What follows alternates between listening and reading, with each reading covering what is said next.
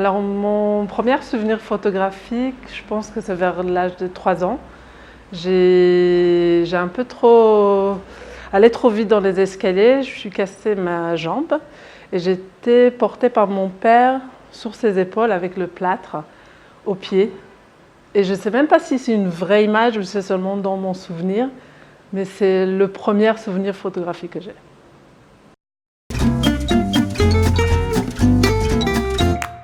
C'est à la Fondation Henri Cartier-Bresson, l'exposition de Wright Morris, qui était un photographe et un écrivain américain. Et ce qui m'a beaucoup plu, c'est en fait le lien entre le texte, l'image et tout ce qui se passe en fait dans la synergie entre les deux.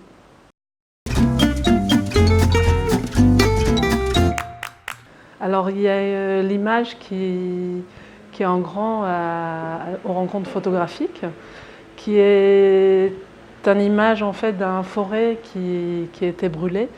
Ce forêt en fait il est sur le mont Carmel en Israël et cette prise de vue en fait elle est faite dans un kibbutz qui s'appelle Beth Oren et j'ai vécu un moment là-bas et de voir ces forêts primitives ou natives, je sais pas, naturelles qui a été brûlée presque entièrement en coûtant la vie de 44 personnes, ça m'a fait quelque chose. Et c'est une image qui reste un peu un souvenir intime et à la fois une histoire du pays.